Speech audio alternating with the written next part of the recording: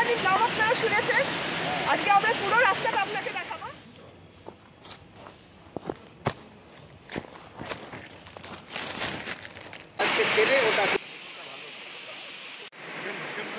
সুরজদা উনি একজন প্রখ্যাত লেখক, সাংবাদিক, সাহিত্যিক মানুষ।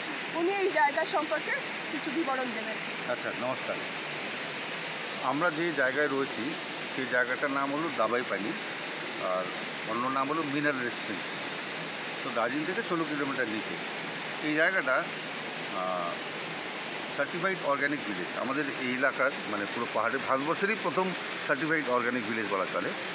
তো এই গ্রামে এখনও ওই নতুন নতুন ছোঁয়া কিছু আসেনি, ওই গ্রাম একদম গ্রামই খেয়ে গেছে। তো এখানে এই ঝর্ণা, 3টে ঝর্ণা রয়েছে আমাদের এখানে, যার নাম লোকাল নেম যেটা হলো ভরেং বলে। ভরেং হচ্ছে নেপালি বাজার সিঁড়ি, আর 3টে ধাপে এই ফলসটা রয়েছে। একটা এর উপরে একটা ফলস আছে, আমরা যেখানে রয়েছি সেটা মিডল স্টেজে, আর লোয়ার স্টেজে একটা রয়েছে। মানে 3টে স্টেজে একটা সিঁড়ির মতো ধাপে ধাপে এই ফলসটা বলে, তার নাম লোকাল নেম ভরেং। তো আমাদের এই ভরেংয়ে আসার জন্য রাস্তাটা যদিও চেক করে আসছে, একটু দুর্গম, যেমন টুরিস্টরা যারা বাইরে থেকে আসেন তাদের একটু অসুবিধা হয়, কিন্তু না চেক করে আসার পর কিন্তু মন ভরে যাবে জায়গাটাকে, যেমন আপনাদের লাগছে। তো এত সুন্দর জল, আর এই জলটা এত পরিশ্রুত। এটা জলটা আসছে হচ্ছে সিনচাল ওয়াইল্ড লাইফ স্যাংচুয়ারি, অর্থাৎ টাইগার হিলের ওই জঙ্গল থেকে জলটা আসে, মাঝখানে কোনো অবস্ট্রাকশন নেই। তো ফলে জল একদম পরিষ্কার, এখানে স্নান করা যায়। যদিও এখন শীতকাল, জল ঠান্ডা, কিন্তু মার্চ, এপ্রিল, মে মাসে যদি আপনারা আসেন, স্নান করার জায়গা রয়েছে। আপনার ঝর্ণা জলে স্নান করতে পারবেন, না সুইমিং করারও জায়গা রয়েছে, ন্যাচারাল একটা সুইমিং পুল ক্রিয়েট করেছে এখানে। তো আমরা যারা আসে, গেস্টরা আসে, বন্ধুবান্ধব যারা আসে, তাদেরকে একবার আমরা অন্তত নিয়ে আসি আজকে এই জায়গাটা দেখানোর জন্য। অনেকেই জানেন না। আর এই জলটা কি ঔষধি? অ্যাকচুয়ালি মিনারেল স্প্রিং নামটাই পড়েছে ওই কারণেই। একসময় এই এলাকাটা ছিল চা বাগান, টি গার্ডেন ছিল, Lebong and mineral spring tea garden নামে। পরে চা বাগান উঠে যায়, তো যখন ব্রিটিশরা ছিল তখন এই জলের মধ্যে, জলটা একটু ভারী জল। তো যখন যারা এখানে ছিলেন আর কি, সেখানে ম্যানেজার বা ওয়েস্টার্ন ম্যানেজার বা তাদের ওয়ার্কাররা, তারা জল নিয়ে একটু ওদের এখানকার জল একটু ডিফারেন্ট তারা পেয়েছিলেন।